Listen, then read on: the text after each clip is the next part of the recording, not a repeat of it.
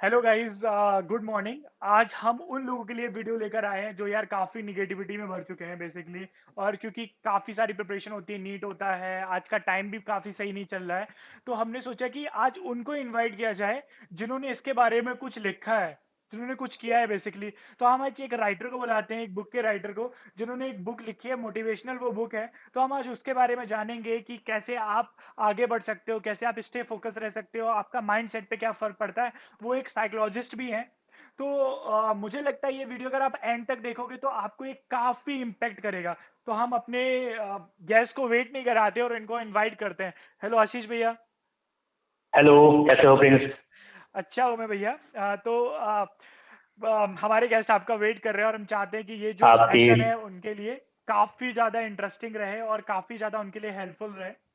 तो भैया थोड़ा अपना बिल्कुल। इंट्रोडक्शन दे दीजिए आप। मेरा नाम आशीष कृष्णा है। मैंने हाल ही में अपनी नई बुक रिलीज की है जिसका नाम है तट छोड़ के बहो।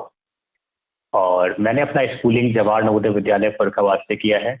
हमारा graduation SMB central university Garhwal से है जहाँ पे मैं सेकंड टॉपर भी रहा। और उसके बाद हमने पोस्ट ग्रेजुएशन किया है साइकोलॉजी में जो सीएसजेएम यूनिवर्सिटी कानपुर से रहा है। और आजकल लोगों को यूथ को लीडरशिप सेशंस, लाइफ स्किल्स और करियर काउंसलिंग में गाइडेंस दे रहा हूँ। ओके। तो ऑडियंस, ये वीडियो इंटर्नशिप पर नहीं है। ये वीडियो जॉब अपॉर्चुनिटीज पे नहीं है। ये वीडियो उस पे है कि कैसे आप क्रैक कर सकते हो, आपका माइंडसेट क्या प्ले करता है। तो हम पहला जो अपना क्वेश्चन हमने इंट्रो भैया से पूछ लिया है, तो हम ये क्वेश्चन पूछना चाहते हैं कि ये बुक लिखने का आपको मोटिवेशन या फिर कहते नहीं मतलब कैसे आपने सोचा इस बुक को लिखने का और क्या प्रोसेस थी लिखने की। देखिए प्रिंस, मैं किसी भी चीज को लिखने के लिए या पढ़ने के लिए उसके पीछे का अनुभव जरूरी होता है। आप सुन पा रहे हैं मुझे? हाँ, मैं सुन पा रहा हूँ आपको। ओके। तो जब हम यूथ से मिल रहे थे उनको ट्रांसफॉर्म करते हुए, ये बुक मैंने अकेले नहीं लिखी है। ये बुक हमारी को ऑथर श्वेता ने लिखी है। वो खुद एक मनोवैज्ञानिक है। हम्म। तो जब हम लोग यूथ से मिल रहे थे, उनको समझ रहे थे, जान रहे थे, परख रहे थे, तो उनकी बहुत सारी समस्याएं आई। और कोरोना के बाद से उनका माइंडसेट तो ऐसा हो गया जैसे निगेटिविटी दबा दबा के भरी गई हो। मुझे लगता है ये सबका साथ प्रॉब्लम है। कोविड में लोग घर पे रहे, बहुत सारा कंटेंट कंज्यूम कर लिया। और तो आप तो जानते हो कि अगर आप सोशल मीडिया से ज़्यादा अटैच रहते हो तो निगेटिव कंटेंट ज़्यादा है इन कंपैरिजन टू पॉजिटिव। हाँ, तो बिल्कुल बिल्कुल निगेटिविटी तो बिल्कुल। बहुत है भर भर के इस टाइम पे। तो ऐसे ही एक दिन हम लोग डिस्कस कर रहे थे कि कुछ लोग जीरो से हीरो बन जाते हैं, कुछ लोग हीरो से जीरो बन जाते हैं, कुछ लोग इतने डिप्रेशन चले जाते हैं जहां पर उनको आत्महत्या तक कर लेते हैं। तो और ऐसे कई सारे केसेस हमने रिजल्ट के बाद देखने मिलते हैं। किसी एग्जाम के रिजल्ट के बाद, किसी जॉब लॉस के बाद देखने को मिले हैं। कोविड में बहुत सारे देखने को मिले हैं, उसके बाद भी देखने को मिले हैं। तो मेरा ये प्रयास था कि हम इन यूथ के लिए, इस जनरेशन के लिए कुछ नया कर सकें ताकि उनको एक स्पार्क मिल सके जो उनका स्पार्क डाउन होता जा रहा है। ओके। तो मोटिवेशन तो आपका काफी अच्छा था। तो जो ये टाइटल आपने बताया ना अपनी बुक का, तट छोड़कर बहू, मतलब ये टाइटल आपके दिमाग में कैसे आया और ये कैसे बुक को कनेक्ट करता है बेसिकली। बिल्कुल। हम लोग ट्रैवलिंग में थे तो नदी बीच से निकल रही थी और नदी का पानी सूख चुका था। सूख क्या चुका था, उसको गाद में घेर लिया था। जैसे नदी के मुहाने पर बहुत सारी मिट्टी, गाद, कचरा इकट्ठा हो जाता है और उसकी प्रोग्रेस को रोक लेता है, समुद्र तक पहुंचने नहीं देता है उसको। हम्म। वैसे इंसान की जिंदगी में बहुत सारे पूर्वाग्रह, पुरानी धारणाएं, पुरानी जनरेशन के जो नॉलेज है, जो अपडेट नहीं हुई है, वो उसकी प्रोग्रेस को रोकती है। हम्म। और अगर उसको उस प्रोग्रेस को आगे बढ़ना है, उसको प्रोग्रेस करना है, तो उस तट को छोड़ना पड़ेगा। समुंदर में तभी मिलेगी। बिना तट छोड़े कोई भी नदी समुंदर से नहीं मिलती है। ये तो काफी लॉजिकल हो गया। मतलब मैंने तो सिंपल ही लिया था इस टाइटल को, पर काफी काफी अच्छी इंटरेस्टिंग स्टोरी है इसके पीछे। अ, बिल्कुल तो भैया मतलब एक एक मैं अपनी लाइफ से कनेक्ट करता हूँ इस क्वेश्चन को कि मैं बिल्कुल। जब जेई मेन की तैयारी कर रहा था तो मतलब आप जानते हो ना कि बहुत स्टार्टिंग में आप बहुत ही मोटिवेटेड रहते हो, धीरे धीरे मोटिवेशन डाउन होता रहता है। और करियर काउंसलिंग की भी एक बात होती है कि मुझे नहीं पता था स्टार्टिंग में, मुझे लगता था कि दो ही चीजें होती हैं, या तो आप इंजीनियर बनते हो या तो आप डॉक्टर बनते हो। तो 10th के बाद अगर आप मैथ्स लेते हो तो आप इंजीनियर बनते हो, अगर आप बायो लेते हो तो आप डॉक्टर बनते हो। डॉक्टर तो बनते हो। तो मतलब बेसिकली यूथ अपने करियर को बेसिकली कैसे डिसाइड करे कि उसे क्या बनना चाहिए। क्योंकि अगर आप लोग बहुत सक्सेसफुल लोगों की बात करते हैं जो अपनी अपनी फील्ड में बहुत सक्सेसफुल हैं, तो मुझे ऐसा लगता है कि उनको उस फील्ड में इंटरेस्ट है। और काफ़ी लोग आपको ऐसे लोग मिल जाएँगे मेरे ही ऑर्गेनाइज़ेशन में, मेरे कलीग मुझे मिल जाएँगे, जो अपने काम को पसंद नहीं करते, बस वो उसको कर रहे हैं क्योंकि वो कहते नहीं है पैसा मिल रहा है। मजबूरियां हैं। हाँ, पैसा मजबूरियां हैं। मिल रहा है, मजबूरी है। तो मतलब बिल्कुल। ये कैसे होता है? ये आपका बहुत जेन्युइन क्वेश्चन है और ये आपकी हर ऑडियंस के लिए इफेक्टिव क्वेश्चन है। तो ये होता क्या है ना कि पहली बात तो हम गलती यही करते हैं जब हम 12th या 11th क्लास में होते हैं, सब्जेक्ट डिसाइड कर रहे होते हैं, तो हमारे पड़ोस वाले दोस्त ने ये सब्जेक्ट लिया है इसलिए हम भी ये ले लेंगे। राइट। उसके बाद फिर फैमिली वालों का प्रेशर होता है कि बगल के गुप्ता जी शर्मा जी का लड़का ये बन गया है तो आप भी ये बन जाइए। नहीं, ये फैमिली और रिलेशनशिप तो हमारे करियर को बहुत इम्पैक्ट करते हैं। ठीक है। उसके बाद सोसाइटी का एक कल्चर होता है, वो सोसाइटी का कल्चर पूरी सोसाइटी को इन्फ्लुएंस करता है। अगर आप महाभारत काल में जाएं तो उस सोसाइटी का एक कल्चर था जो महाभारत युद्ध को जनरेट करता हम्म, हम्म। है ना? तो वैसे ही सोसाइटी उसमें इफेक्ट कर रही है। अब इन सब झंझावतों के बीच में बच्चा भूल जाता है मैं कौन हूं। ठीक है ना? पहली गलती ये करते हैं। दूसरी गलती ये करते हैं, जैसे आपने बताया करियर में अभी एक सर्वे आया है जहां पर 95% लोग अपनी जॉब को पसंद नहीं करते, लेकिन वो कर इसलिए रहे हैं, उनको इकोनॉमिक बेनिफिट हो रहा है, जिंदगी चल रही है। हम्म, ठीक है। लेकिन अगर आप देखेंगे तरीके से सक्सेसफुल लोग वही हुए हैं जिन्होंने अपने आप के कामों में अपने तरीके से किया है। हम्म, जैसे स्टीव जॉब्स, भले ग्रेजुएशन नहीं किया, कुछ भी नहीं किया, ठीक है, अपनी ही कंपनी से निकाल दिए गए, लेकिन ही हैज ए पैशन। हम्म। उन्होंने वो किया, मतलब पिक्चर बनाई उन्होंने, भले वो एप्पल से निकाल दिए गए थे। We cover this story in तट छोड़ के बहो। हाँ, ये राइट। बात तो है। सिंधुताई, मतलब जिनको समाज के प्रेशर में आके, वहां के मुखिया के प्रेशर में आके घर से बाहर निकाल दिया गया प्रेगनेंसी की स्थिति में। ठीक है। उसके बाद वो स्मशान घाट पे जाके चिता से रोटी सेक के खाती हैं। क्यों? क्योंकि स्मशान घाट पे वो सिक्योर थी, वहां को जाता नहीं रात में। हम्म, राइट। तो हमको ये डिसाइड करना पड़ेगा कि हमको क्या करना है। Who I am, what I want to do. जैसे बुद्ध ने बोला है, हमने बुद्ध को कवर किया है। हम्म। अच्छा। ठीक है। अपने आप को पहचानिए, आप कौन हैं। अब तो दीपो भव। जब आप ये करेंगे तो आप कभी डिमोटिवेटेड हो ही नहीं सकते। आपकी इनर टोल, आपकी इनर कंसाइंस आपको हमेशा कहेगी नहीं। क्योंकि होता क्या है ना, हम जिस काम को इंटरेस्ट से करते हैं उसमें कोई बोर नहीं होता है। हाँ, ये और तो हम, है। हाँ, तो लेकिन भैया, एक कहावत हमारे खानदानों में बहुत ज्यादा चलती है, लातों के भूत बातों से नहीं मानते। तो कभी कभी प्रेशर भी प्ले करता है क्या रोल को? आप तो साइकोलॉजिस्ट है, मतलब क्या हमें इतना फ्री माइंड रहना चाहिए या थोड़ा प्रेशर भी हमारे ऊपर होना चाहिए? मतलब टारगेट को जब कभी, जैसे अगर हम किसी चीज की प्रिपरेशन कर रहे हैं तो प्रिपरेशन का प्रेशर ही हमें उस टारगेट तक पहुंचाता है। बट कभी कभी प्रेशर इतना ज्यादा हम ले लेते हैं कि हम वो टारगेट ही छोड़ के भाग जाते हैं। तो क्वेश्चन तो थोड़ा अटपटा हो गया है, पर आप मेरी नहीं नहीं, भावना समझ गए होगे कि मैं मैं क्या कहना समझ चाह रहा रहा हूँ। हूँ। देखिए होता क्या, प्रेशर और स्ट्रेस में अंतर है और बहुत बारीक अंतर है। अगर हमने प्रेशर, वो सेल्फ मोटिवेटेड है कि हमको ऐसा इस समय तक करना है, वो तो सही है, तो आप उसको मैनेज कर ले जाएंगे। लेकिन कोई दूसरा आपके ऊपर कुछ हैम्पर कर रहा है तो आप उसको मैनेज नहीं कर सकते। हाँ, ये तो है। फिर वो आपको फ्रस्ट्रेट कर देगा, स्ट्रेस दे देगा, परेशान कर देगा। राइट। ओके।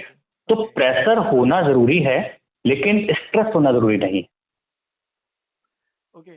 तो एक एक मैं अपनी, एक मेरी लाइफ पे है बेसिकली, मैं काफी अपने फ्रेंड्स को देखता हूँ, मैं खुद भी हूँ कि जब आप सक्सेसफुल हो जाते हो तो आप कैसे अपनी पर्सनल और प्रोफेशनल लाइफ में बैलेंस रखो। मैंने काफी लोगों को देखा है जो अपनी पर्सनल लाइफ में मैशअप करके रखा हुआ है, या फिर बहुत सारे लोग अपनी प्रोफेशनल लाइफ में इतना बिजी हैं, इतना परेशान है कि वो अपनी पर्सनल लाइफ के लिए बिल्कुल भी टाइम ही नहीं निकाल पाते। तो आप क्या कहते हो, कैसे बैलेंस रखा जाए इसको? अभी क्या हो रहा है, अभी हम देखते हैं कि इंसान अपनी जिंदगी के 80 साल तक काम करता है, हम्म। और उस 80 साल तक काम इसलिए करता है कि आगे बचे हुए 10, 5, 20 साल वो सुख से रहेगा। हाँ, ये ये तो सभी का ही है। हम लोग बचपन में, मैंने ही काफी सुना है कि मम्मी बोलती थी 10th कर लो अच्छे मार्क्स से तो करियर सेट हो जाएगा, 12th कर हाँ। लो करियर सेट हो जाएगा, इंजीनियरिंग में आईआईटी कर लो करियर सेट हो जाएगा। मतलब काफी हम लोग अपनी प्रोफेशनल लाइफ के प्रति बहुत ही ज्यादा फोकस्ड हैं। एंड हमें क्या करना है लाइफ में, हमें क्या चीज करने में मजा आता है, ये हम कभी सोच ही नहीं पाते। यहाँ पर मुझे कोका कोला के फॉर्मर सीईओ का एक स्टेटमेंट याद आता है। वो हाँ। कहते हैं कि जिंदगी 5 बॉल्स का गेम है, और वो 5 बॉल्स हैं आपकी वर्क, फैमिली, हेल्थ, स्पिरिट और फ्रेंड्स। हम्म, कहते हैं ये इसमें से एक जो बॉल है वो रबर की है। वो कौन सी बॉल है? वर्क वाली, यानी कि प्रोफेशनल लाइफ। हम्म, और जो 4 बॉल्स हैं ये हैं कांच की। अगर एक बार छूट गई ये वापस नहीं आती हैं। हमको इस बात को अपने दिमाग में एकदम क्लियर कट डाल लेना है ओके। कि career, professional life bounce back करेगी, लेकिन ये 4 चीजें, स्पिरिट, फ्रेंड्स, फैमिली, हेल्थ, ये बाउंस बैक नहीं करती हैं। चली जाती हैं तो रिग्रेट हो जाती हैं, फिर केवल रिग्रेट, पश्चाताप बचता है। ओके। मेरा एक एक और सवाल था भैया, कि हम हम्म। लोग काफी बात करते हैं कि ये सक्सेसफुल है, इसने अपनी लाइफ में सक्सेसफुल हो गया, ये अनसक्सेसफुल रह गया। तो क्या क्या ट्रेड्स इन दो लोगों को डिफरेंट करते हैं? क्या क्वालिटीज आप एक सक्सेसफुल लोगों में देखी है, आपने आपने सर्वे किया है, और क्या आपने देखा है अनसक्सेसफुल लोगों में? कैसे एक आदमी को डिफाइन कर सकते हो कि ये अपने आगे सक्सेसफुल होगा अगर वो इस पर्टिकुलर चीज पे फोकस करेगा, या अनसक्सेसफुल होगा? बिल्कुल प्रिंस, सबसे पहली बात तो ये है, हमको समझना पड़ेगा सक्सेस और फेल्योर आप तय किससे कर रहे हैं, किसके रेस्पेक्ट में कर रहे हैं। राइट। एक एक जेनिटर, एक स्वीपर भी सक्सेसफुल है अगर वो अपने पैशन को, अपनी जॉब को करते हुए खुश है और वो अपने काम को बेस्ट तरीके से कर रहा है। एक करोड़ रुपए कमाने वाला गूगल का सीनियर इंजीनियर भी सक्सेसफुल नहीं है अगर वो जिंदगी में खुश नहीं है, शांत नहीं है। तो सबसे पहले हमको ये तय करना पड़ेगा सक्सेस और फेल्योर का डेफिनेशन हम किस बेस पे दे रहे हैं। हर आदमी अपनी क्वालिटीज, कैलिबर्स को यूटिलाइज करते हुए अगर दुनिया में अपने जीनियस को एक्सप्रेस कर पा रहा है तो मैं उसको सक्सेसफुल मानता हूं। ओके। क्योंकि किसी के रेस्पेक्ट में किसी दूसरे की सक्सेस तय नहीं होती। आपने एक अक्सर सुना होगा, आइंस्टाइन का कोटेशन लेके आता है, एक चींटी को अगर हम किसी नदी में तैरने के हिसाब से नापें, एक मछली को पेड़ पे चढ़ने के हिसाब से नापें, तो आप नहीं कर सकते। All are different. हम सभी जितने 700 मिलियन हैं सारे डिफरेंट हैं। तो हमारी सक्सेस का पैमाना हमें खुद तय करना है। हर इंसान को अपनी सक्सेस का पैमाना खुद तय करना है। ओके। राइट। और दूसरी चीज जो आपने पूछी कि सक्सेस और अनसक्सेसफुल लोगों के बीच में जो कॉमन है वो क्या है। सक्सेस और अनसक्सेसफुल लोगों का काम करने का फील्ड भले ही दूसरा हो, तरीका भले ही दूसरा हो, लेकिन एक चीज कॉमन है, उनमें गट्स होते हैं। ओके। वो प्रॉब्लम के सामने सरेंडर नहीं करते। ओके। राइट। ये बात आपने बिल्कुल सही कही, कि मतलब आपका इनर कॉन्फिडेंस और आपका मोटिवेशन ही मतलब आपको सक्सेसफुल बनाता है। बिल्कुल। तो भैया, अभी आप देख रहे हो, मतलब पहले हम लोग कोरोना से 2 इयर्स 3 ईयर फाइट किए, हमारा इन्वायरमेंट काफ़ी हम्म। निगेटिविटी आई, और अभी आप देख रहे हो कि रिसेशन आया है, यूएस में रिसेशन आया है, जो जिसकी वजह से इंडिया में भी काफ़ी इम्पैक्ट पड़ा है। अगर मैं बोलूँ तो लैक्स एंड लैक्स जॉब जा चुके हैं रिसेशन की वजह से। बिल्कुल। और जो बहुत सारे जो ग्रेजुएट हैं, इवन आईआईटीज के भी ग्रेजुएट, जो अभी ग्रेजुएट होने वाले बच्चे हैं, वो उनको जॉब नहीं मिल रही है, और अगर किसी को जॉब मिली है तो उनका ऑफर रिवोक कर लिया गया है। तो क्योंकि आप ये जानते हो सोसाइटी का प्रेशर होता है कि अगर आपके बच्चे ने इंजीनियरिंग कर लिया है, फिर कुछ कर लिया है, तो अब उसकी जॉब लग जाए, ठीक है। पर अगर वो जॉब से निकाल दिया जाता है तो बच्चे मतलब इतना ज्यादा अपने ऊपर प्रेशर ले रहे हैं, इतना डिमोटिवेट हो रहे हैं, वो मतलब कैसे इस सिचुएशन से बाहर निकले, क्योंकि पहले कोविड ने परेशान किया, अभी एकदम ओके। रिसेशन आ गया और हमें नहीं पता अभी कब खत्म होने वाला है। तो आप इस पर्सपेक्ट में कुछ कहना चाहते हैं क्या? बिल्कुल। देखिए, होता क्या है ना कि टफ टाइम्स आते रहते हैं और हर इंसान के हिसाब से टफ टाइम की डेफिनेशन अलग है। अगर मैं इसको एक स्टेटमेंट में बोलूं, tough times never lost, tough people do. और जितने भी आप इकोनॉमिस्ट को देखेंगे उनकी रिसर्च यही कहती है, जब भी टर्बुलेंस का टाइम आता है, जब भी रिसेशन का टाइम आता है, वो आपकी प्रोग्रेस को लेकर आता है। अब ये बात हमको सुनने में एक स्टेटमेंट लगती है, लेकिन अगर हम इसको उसके फील्ड की, उसके करेंट सिनारियो की जो नीड है उसको लें, उसके बारे में नॉलेज लें, उसके विजडम को इस्तेमाल करें अपने, तो हमको उनका सॉल्यूशंस मिलते हैं और वो प्रोग्रेस को डिफाइन करते हैं। ये बात बिल्कुल सही है। ठीक, टर्बुलेंस टाइम को इंसान को यूटिलाइज करना चाहिए, वो आपकी ग्रोथ के लिए आते हैं, आपको रोकने के लिए नहीं होते हैं। दूसरी बात, ये बात तो हो गई बड़े लेवल पे जो खेल रहे हैं। दूसरी बात, जो एक नॉर्मल एम्प्लॉय है उसके लिए, अगर हमारी बेसिक नीड्स पूरी हो रही है तो हमको परेशान होने की इतनी आवश्यकता नहीं है। तो हम एक काम कर सकते हैं, ऊपर वाले ने हर इंसान को कोई ना कोई खूबी दी है, कोई ना कोई स्किल दी है, हम उस स्किल को शार्पन करें, उस स्किल पे मास्टरी करें, और उस स्किल पे मास्टरी करने के लिए अगर हम सोशल मीडिया को देखें, इस काम में वरदान भी है वो, राइट, उस पे काम करें तो आप बहुत कुछ अच्छा करेंगे। जैसे आप देखेंगे बहुत सारे लोग हैं जिन्होंने डिग्री नहीं ली है, कुछ एक्स्ट्रा कॉलेज इन्फॉर्मेशन नहीं, जैसे आप एलन मस्क को देखें, एलन मस्क ने मैक्सिमम चीजें जो सीखी हैं वो नेट से ही सीखी हैं, और he is a designer of aircraft, मतलब blah blah blah, many companies are running going by that not, right. तो हमको अपनी स्किल पे काम करना पड़ेगा, तभी हम इन चीज़ों से पार पा सकते हैं। और स्किल पे काम करने के लिए अगर मैं कैलकुलेटिव वे में बताऊं तो स्किल पे काम करने के लिए आपको 10,000 घंटे चाहिए होते हैं किसी भी स्किल में मास्टर बनने के लिए। ओके, ऑल द बेस्ट, सब कर सकते हैं ये बात, ओके। तो स्किल आपकी अपनी है। तो भैया फिर आपका नेक्स्ट प्लान क्या है बेसिकली? आप क्या किसी और बुक को लिख रहे हैं? मतलब क्या, what next after this book? हाँ बिल्कुल, ये बुक अच्छा रिस्पॉन्स आ रहा है लोगों का, मतलब बहुत सारे लोगों का फीडबैक आ रहा है कि हम जैसी बुक पढ़ना चाहते थे वैसी बुक है ये, और जो हमको स्पार्क मिला है इसको पढ़ के हम अपनी लाइफ में क्लियर हुए। बहुत सारे विजन गूगल पे आ रहे हैं, अमेजन पे आ रहे हैं, इसके फीडबैक आ रहे हैं। खैर, इस बुक के आगे हमारा जो काम है वो यूथ से इंटरेक्ट करते हुए, उनकी और प्रॉब्लम्स को समझते हुए, ये काम हम दोनों ही ऑथर को ऑथर दोनों ही कर रहे हैं। कॉलेजेस स्कूल्स में हम बच्चों से मिलते हैं, उनकी समस्याओं को सुनते हैं, समझते हैं, और कॉलेजेस की जो समस्याएं हैं, रिसेशन की समस्या है, उनमें उनके साथ भी है कि बच्चे कम हो गए हैं, स्कूल बंद हो गया है। तो इस तरीके की समस्याओं को हम सॉल्व कर रहे हैं और इस सोसाइटी को अपना जितना पाया है उससे बेटर बनाने की कोशिश कर रहे हैं। यही हमारा छोटा सा प्रयास है। एक चीज और भैया, बहुत सारे हमारे ऐसे व्यूअर्स हैं जिन्होंने बुक नहीं पढ़ी होगी और वो उस बुक को ओके, पढ़ना चाहते हैं, पर वो कहता नहीं होता, कैची लाइंस जरूरी होती हैं बुक के लिए, किसी भी हाँ, चीज के लिए। तो आप क्या कुछ 5 या 6 लाइन या फिर कुछ ऐसा कुछ बता सकते हैं अपनी बुक के बारे में जो रीडर्स को इसमें इंटरेस्ट जगाए? मतलब उनको पता चले कि हाँ, ये मेरी लाइफ से कनेक्ट करेगी, मतलब मेरी बहुत सारी प्रॉब्लम को सॉल्व करेगी। इस बुक के बारे में थोड़ा बता दीजिए बस। बिल्कुल। जैसे हर सोसाइटी के अपने अपने पूर्वाग्रह होते हैं, हर सोसाइटी की अपनी अपनी धारणा होती है। जैसे आपने भी सुना होगा, पैसे पेड़ पे नहीं उगते, राइट।